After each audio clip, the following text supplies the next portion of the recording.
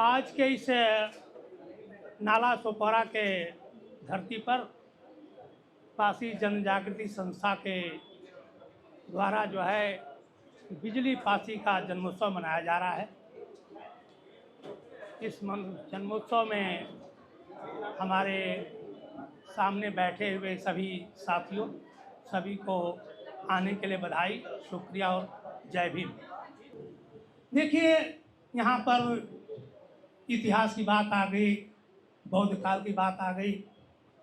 ये जितने वेद हैं, पुराण है, महाभारत है, रामायण है, कृष्ण हैं, देवी हैं, देवता हैं, राम हैं, ये कब के हैं? 5000 साल पुराने हैं। तो 5000 साल पुराने किसने देखा है बताइए? कोई जानता है उसके बारे में? 5000 साल पहले मैं बताता हूँ आपको। ईसा पूर्व 3500 ईस्वी, ईसा पूर्व 3500 ईस्वी महिलाओं को समझा देता हूँ। आज के करीब से 5000 साल पहले की बात है। ईसा पूर्व 3500 से लेकर 600 ईस्वी तक, ईसा पूर्व ईस्वी तक मोहनजोदड़ो और हड़प्पा की खुदाई का इतिहास मिलता है। वहां क्या लिखा है आज तो कोई पढ़ नहीं पाया है, लेकिन लिखा हुआ पत्थरों पर है। उसको हम मोहनजोदड़ो और हड़प्पा की खुदाई कहते हैं। उसके पहले का पूरे विश्व में कहीं इतिहास नहीं मिलेगा। उसको हम अज्ञात काल कहते हैं। क्या कहते हैं? अज्ञात काल।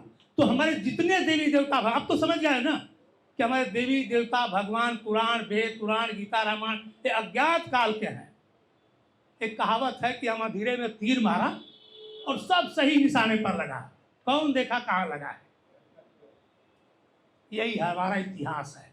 इसलिए मैं तो सबसे पहले जब कोई चर्चा होती है इन विषयों पर तो मैं कहता हूँ भैया ये सब काल्पनिक, ढोंग, पाखंड, एक दिमागी उपज है। उपन्यास की तरह बैठ के टेबल पर लिखे गए हैं। हम नहीं कह रहे। फूले ने भी कहा कि जितने भी हिंदू धर्म के शास्त्र हैं, वेद हैं, वो सब ये कचरा है, इनको जलाने के अलावा कोई रास्ता नहीं। अब हम आते हैं 600 ईसा पूर्व से लेके 1 ईस्वी तक। 1 ईस्वी मतलब आज के 2225 साल पहले ये गौतम बुद्ध का काल रहा है।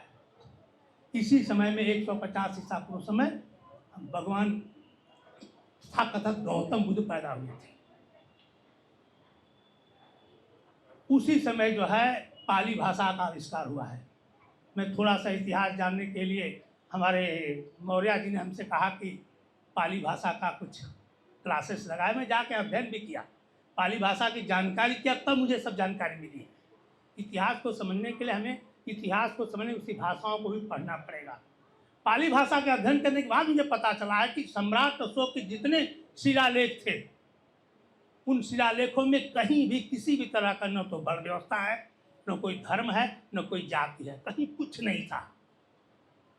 हम 8-10 शिलालेख पढ़े जो कि उसमें शासनादेश था, सब पाली भाषा जो है पत्थरों पर लिखी गई है।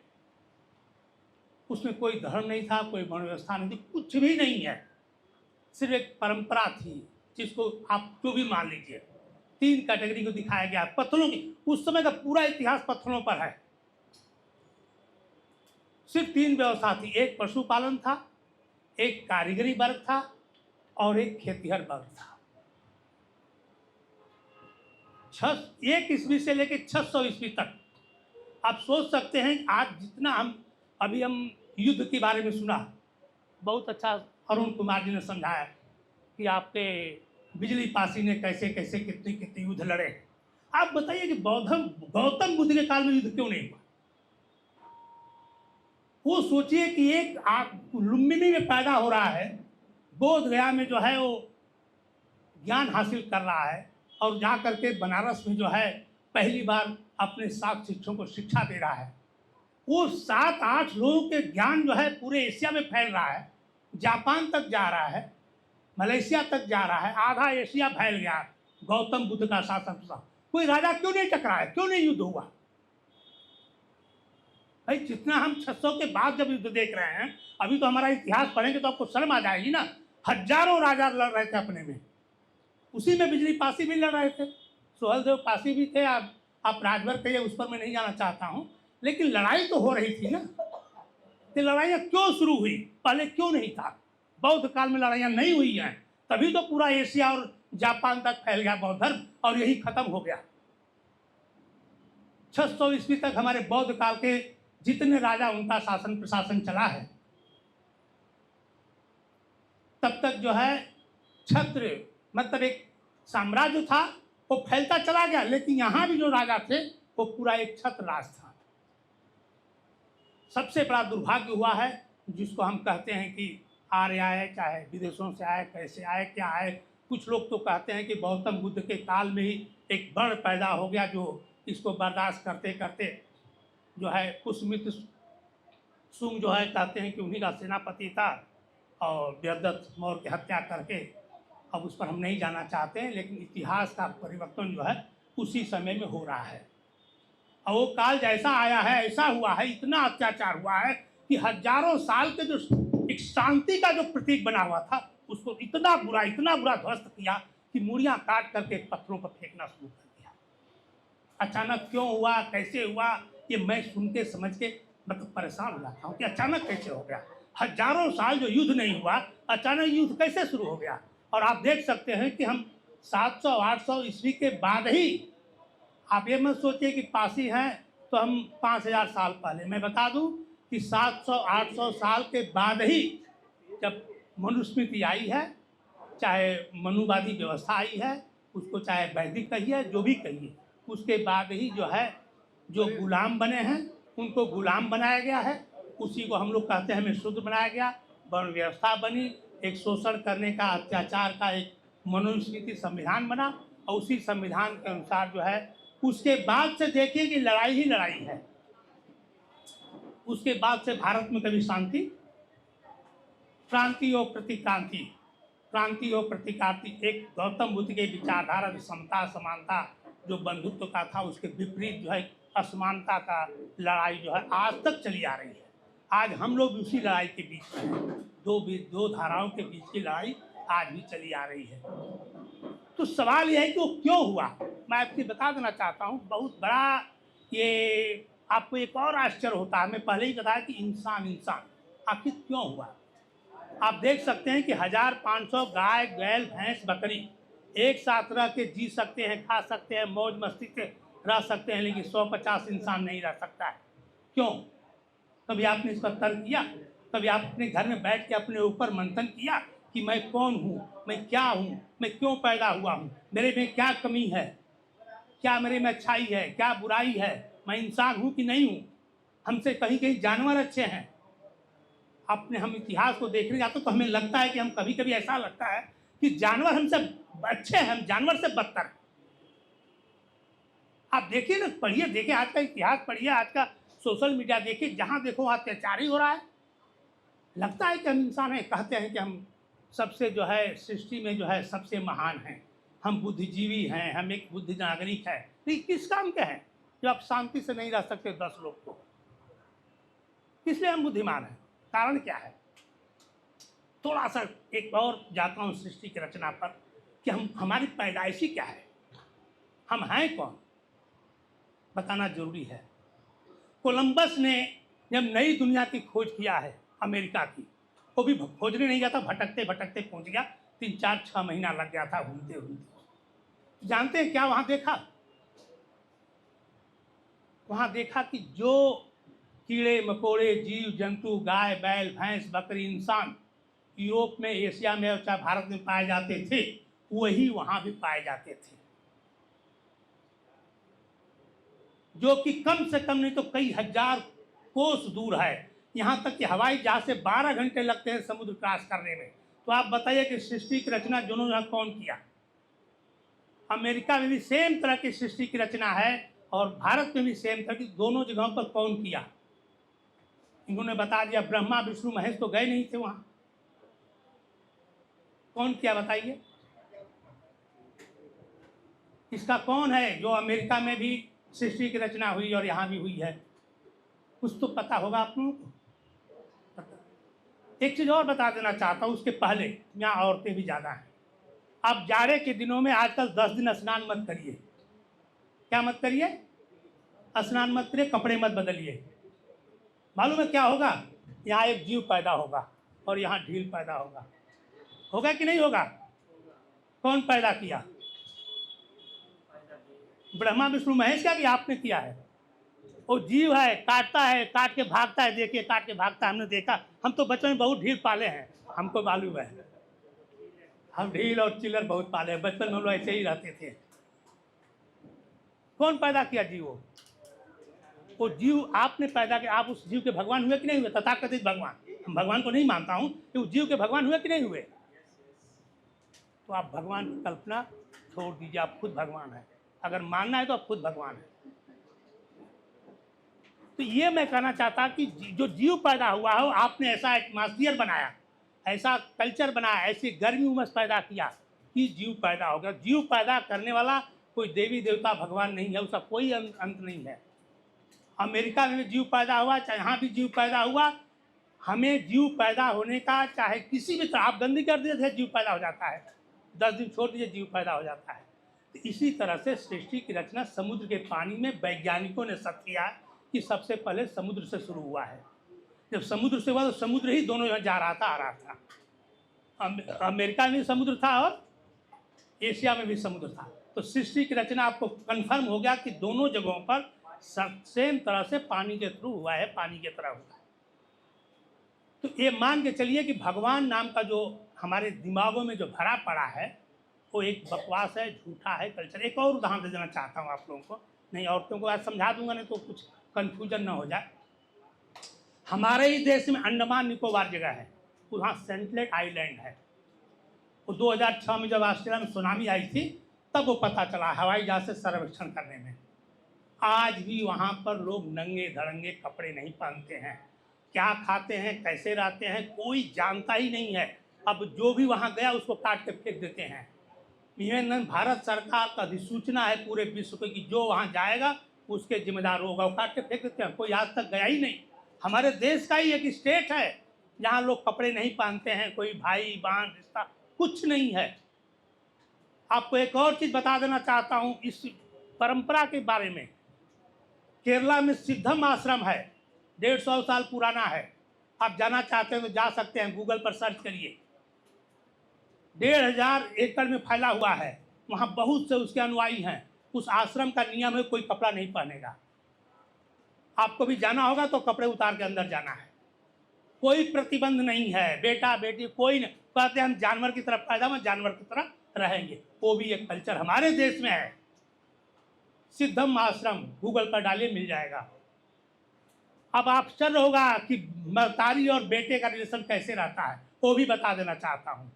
जब बच्चा पैदा होता है 3 साल 4 साल, जब माँ का दूध बंद होता है तो बच्चे को स्कूल भेज दिया जाता है, माँ को अलग कर दिया जाता है। माँ जो है खेती गृहस्थी में आ जाती है और बच्चा स्कूल चला जाता है। जब 18 साल का बच्चा होगा तब वो समाज में आएगा। जब समाज में आता है तो हम पता नहीं चला कौन बेटा है कौन माँ। ये हमारे देश का कल्चर है। हम अभी धो रहे हैं, क्या क्या कह रहे हैं, दुनिया भर के हम लोग रीत रिवाज संस्कार, देवी देवता भगवान टोना टोटका, ये कहीं कुछ नहीं है। आपको अपने देश में प्रमाण दे दिया मैं। हाँ एक चीज़ है, आप लोग गलत मत मानिए, भगवान है। हम न आस्तिक हैं, हम न नास्तिक हैं, हम वास्तविक हैं। मैं बता रहा हूँ आप लोग सामने, मैं सबसे बड़ा आस्तिक हूँ। और किसको मानता हूँ? जो ब्रह्मांड है उसी के कारण हमें जो है आपको पानी मिल रहा है, उसी के कारण हवा मिल रही है, उसी के कारण वायुमंडल मिल रही है, उसी के कारण प्रकाश मिल रहा है। हम एक सूर्य के परिवार में रहते हैं। सूर्य का परिवार में पृथ्वी है, चंद्रमा है, 9 ग्रह हैं, ये चलते हैं। उन्हीं के द्वारा हमें सब जो है जीने के लिए जो भी वणु चाहिए वो पैदा होता है। और वही गॉड है, वही ईश्वर है जो पूरा विश्व मानता है। प्रकृति और नेचर, ब्रह्मांड, उसी को आप गॉड मानिए, उसी को ईश्वर मानिए, उसी को नेचर प्रकृति मानिए। वो पूजा नहीं मांगता है। तो ये भी बता दूँ वो देख भी रहा है, आपके हर क्रियाकलाप को 24 घंटा वॉच कर रहा है। अगर एक मान लीजिए गॉड हमें देख रहा है तो कोई काम करेंगे गलत? यहाँ क्या होता है, भगवान तो मंदिर में बंद है, बलात्कार कर दो, चोरी कर दो, डकैती कर दो, सब कुछ कर दो, और फिर जाके उसी भगवान के पास माफ़ी मांग लो। गंगा स्नान को पाप माफ भी कर देता है। सोचिए कितना विचित्र है। वही बलात्कार करवा रहा है और वही फिर माफ़ी भी दे रहा है। तो कहाँ से ख़त्म होगा यार? कहाँ से हम जो है संस्कृति और सभ्यता और समाज सुधार कर सकते हैं जब यही माफ़ करने वाला खड़ा है? आप कितना भी पाप करो, भ्रष्टाचार करो, बेईमानी करो, लाखों करोड़ों कमाओ, जाके फिर दान दे दो उसको, रिश्वत दे दो, माफ़ कर देता है। तो ये जितनी चीज़ें हैं, ये सब हमारे और आपके दिमाग में, एक किसी ने, ब्राह्मणों ने एक अपने हलवा पूरी खाने के लिए तरह तरह के प्रपंच पढ़ा है। तो आज बता देना चाहता हूँ कि आप जो है इसी को सत्य मानिए, इसके बाद कहीं कुछ नहीं है। जितनी भी महिलाएं हैं मैं उनको भी बता देता हूँ कि यह सब झूठा है। देखिए मैं खुद बता रहा हूँ, मैं 75 साल का 1 फरवरी को हो जाएगा, और 40 साल से मैं भगवानों को दुत्कारता हूँ। आज नहीं, देखिए मैडम बैठी हैं, जब ये यंग थी, मैं यंग था तो मुझे 40 साल पहले प्रशिक्षण देता था मैं कांग्रेस जी। हाँ सामने है, प्रशिक्षण हम पहले देते थे 8-8 घंटा 3-3 दिन, कहाँ से कहाँ। लेकिन आज क्या फायदा, प्रशिक्षण जिनको देता हूँ आज 5 करोड़ भागकर उसके पास चले जाएंगे, क्या मतलब है? चले जाएंगे नहीं चले जाएंगे? कितना भी बढ़िया प्रशिक्षण दे दो, घर परिवार में अगर 5 करोड़ रुपया आ गया तो घर वाला ही तुमको गाली देगा, नहीं क्यों नहीं जाएगा, नहीं जाएगा, तुम घर से निकल जा लो जाए। आखिर क्यों? प्रशिक्षण फेल हो जाएगा, फेल हुआ कि नहीं होगा? महाराष्ट्र में पूरी गवर्नमेंट चली गई, उद्धव ठाकरे की इतनी अच्छी सरकार चल रही थी, पूरी की पूरी गवर्नमेंट चली गई। क्यों गई? कारण क्या है आपको जानना जरूरी है। कारण ये है, हमने पहले ही बताया कि सृष्टि की रचना जब हुई है पानी से, तो लाखों करोड़ों साल के बाद जो है एक जीव जो ऐसा पैदा हुआ जो पृथ्वी पर आने लगा। उस पृथ्वी पर आने वाले जीव में कई जीव हुए, उसमें से हमारा सबसे बता दूं, नज़दीकी बता रहा हूँ, बंदर हुआ करता था। बंदर 4 पैर का आया, जमीन पर आया, जमीन पर आया तो बंदर से बनमानु बना है, बनमानु से आदि मानव, आदि मानव से मानव। आज हम मानव बने हैं, तो हम एक, हमारी भी प्रजाति बानर ही, जंदर ही है, जानवर ही है। हम बनते बनते कई सालों, करोड़ों सालों के बाद जो हम इंसान बने, इंसान बने। आप एक और बता देना चाहता हूँ महिलाओं को, यहाँ आपके गाय बैल भैंस में और आप में क्या अंतर है? गाय बैल भैंस का बच्चा पैदा होता है ना, वो भी बड़ा होता, बल्कि आपसे अच्छा पैदा होता है। उसको अस्पताल की और ननद देवरान की जरूरत नहीं पड़ती है, खुद पैदा करता है, खुद खड़ा करा देता है और चला देता है। करता है कि नहीं करता? आपको तो सब सुविधा चाहिए, अस्पताल चाहिए, लेकिन उसमें आप में क्या अंतर है? पैदा होता है, बड़ा होता है, जवान होता है, बुढ़ा होता है, मर जा। हम लोग भी तो यही कर रहे हैं ना, क्या कर रहे हैं? कुछ और करते हैं? यही करते हैं ना, भी पैदा होते हैं, जवान होते हैं, बुढ़े होते हैं, मर जाते हैं। क्या अंतर है बताइए? कोई अंतर नहीं है, सिर्फ अंतर है बुद्धि और विवेक का। बुद्धि विवेक में भी कहीं कहीं जानवर हमसे सुपर है। हमारे में एक ही अंतर है जानवर में हमारे में, कि हमको सोच के करने की क्षमता है, जानवर में सोच की क्षमता नहीं है। इसी को कहते हैं हमारे अंदर विवेक है। जब हमारे अंदर सोच की क्षमता आई ना, विवेक आया ना, तो हमारे हजारों अवगुण आ गए जो जानवर में नहीं है। अब यहाँ देखिए परिवर्तन हो रहा है। जब आप में अच्छाई आई तो बुराई भी साथ में आ गई, और इतनी बुराई आ गई, इतनी बुराई कि जानवर से बदतर हो गए। वही कारण है शोषण, अत्याचार। इंसान इंसान को लूट रहा है, इंसान को धोखा दे रहा है, इंसान को खा रहा है। आप इतिहास पढ़ेंगे तो राजा बनने के लिए अपने माँ बाप को मार के राजा बने हैं। पूरा इतिहास देखिए ना, अत्याचार, दुराचार, बलात्कार का पूरा इतिहास भरा पड़ा है। एक इंसान इंसान को ही मार रहा है, जानवर को। हम थोड़े कभी कहते हैं, हम थोड़े कहते हैं थोड़े बच्चों को कि जानवर से बच के रहो, इनसे बच के रहो, उनसे बच, ये कहते हैं इंसान से बच के रहो। अभी हम भी जाते हैं तो कहते हैं संभल के जाना, रास्ते में जाना, किसी से ट्रेन में अलवज मत जाना, कहीं पता न चले कि मुसलमान है कि हिंदू है कि बावन है।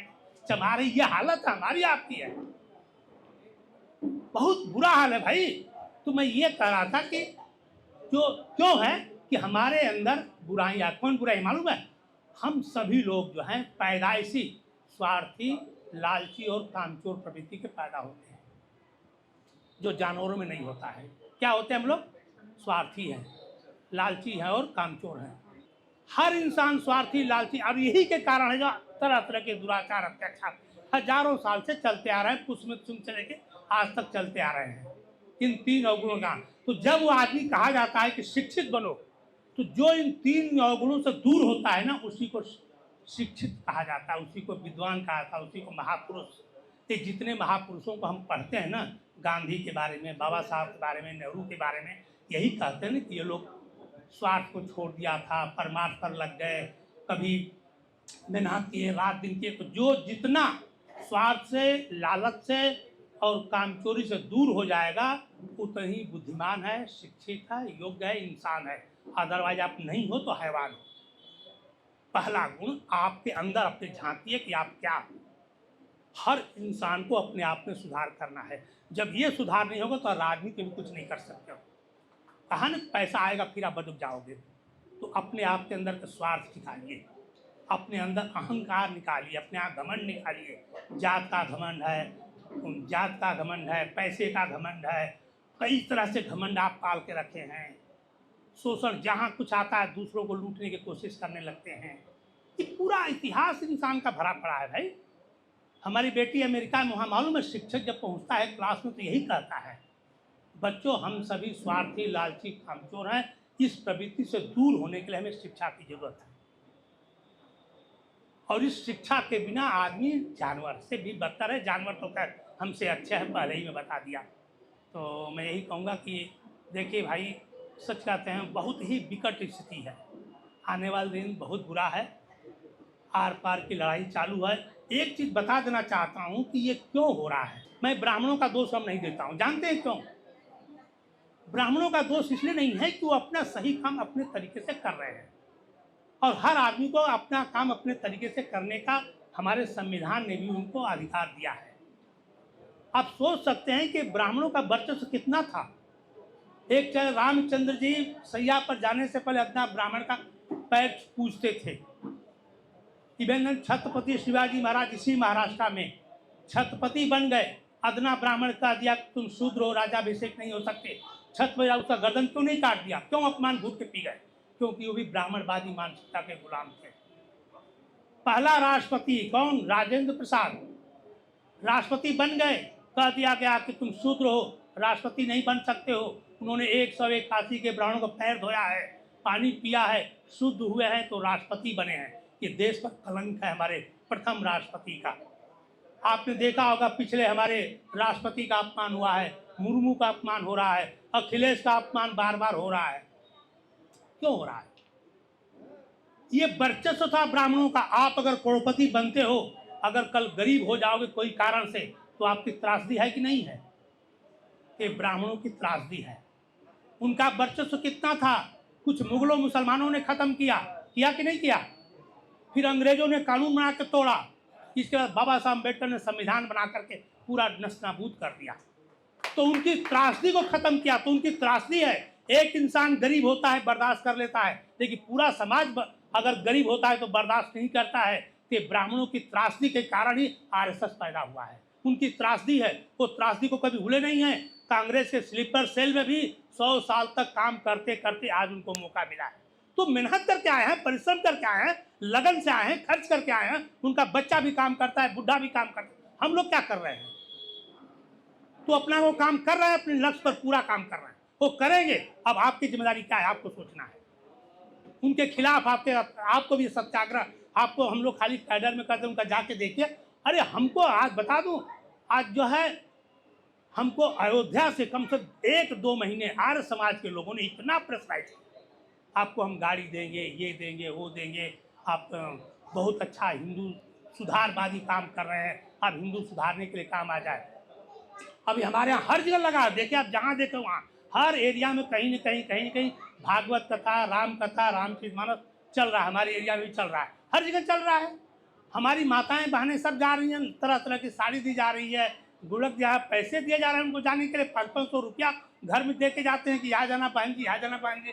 पति गाँव में गया है, कॉलेज गया, नौकरी करने गया, औरतें जो अपने बात करके चली जा रही हैं। ये है कि नहीं है? अभी चल रहा है बहुत ज़्यादा। अभी मालूम है हम अब क्या करें, जाना पड़ा हमको। आरएसएस का नागपुर का ननौरे क्या नाम है, वो बुलाया मुझे। वो ढूंढते रहते हैं कौन आदमी कहाँ कैसा है, किस टाइप का है, ढूंढ के हमको बुलाया। मैं गया 2 बार। मुझे बौद्ध बिहार में, उनको शर्म नहीं है, बौद्ध बिहार में 4-4, 5-5 आते हैं और कहते हैं भैया ये हमारा बात है, आप फलाना जगह आ जाइए, हमारी मीटिंग है, आप सुनिए। और हम जो हैं, एक बौद्ध जग चमार के नहीं जाता है, पूछे मैं सामने बैठी है मैडम। एक पासी है वो राजभर क्या नहीं जाता है, कहाँ घर में जाता है? क्या यादव है पासी घर में नहीं जाएगा? लेकिन वो हर घर में जा रहे हैं। मैं खुद जाके मिला भाई, बोला हम आपके घर में आते हैं तो हमारे पास है। मैं जाके मिला, मैं अपनी बात बताया उसको, काफ़ी प्रभावित हुआ। मैं बताया क्योंकि बौद्ध विहार मैंने बनवाया है वहाँ नायगांव में, खुद मैं बौद्ध विहार बनवाया है। तो वहाँ वो आ गए, सोचे वो किसको किसको कहाँ कहाँ से पकड़ते हैं, पूछते हैं, ले जाते हैं, और हम लोग क्या कर रहे हैं, बहुत पीछे हम लोग हैं उनके संघर्ष में, उनकी लड़ाई में हम 10% भी नहीं हैं। जिस तरह से वो लड़ाई लड़ रहे हैं, जिस तरह से संघर्ष कर रहे हैं ना, अपने को जीवित रहने के लिए, अपने वर्चस्व को लाने के लिए, अपने अस्तित्व को पाने के लिए, हम लोग क्या सोचते हैं, अरे हम तो पहले अछूत थे, खाने को नहीं मिलता था, कपड़े नहीं थे, हम तो अब IAS हो गए, PCS हो गए, बढ़िया कपड़ा हो गया, नाला सुखारे में घर हो गया। हम अपने अस्तित्व को भूल गए, इतिहास को भूल गए।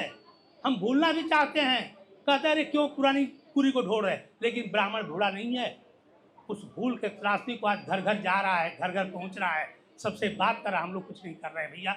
मैं यही कहते हुए सभी को ये कहूँगा कि आप लोग उनसे सबक लीजिए, उनसे बराबर ज्ञान लीजिए, और उनके बराबर उनके संघर्ष के लिए बराबर आप भी संघर्ष करिए, तभी सफलता मिलेगी, अन्यथा हम फिर गुलाम हो जाएंगे।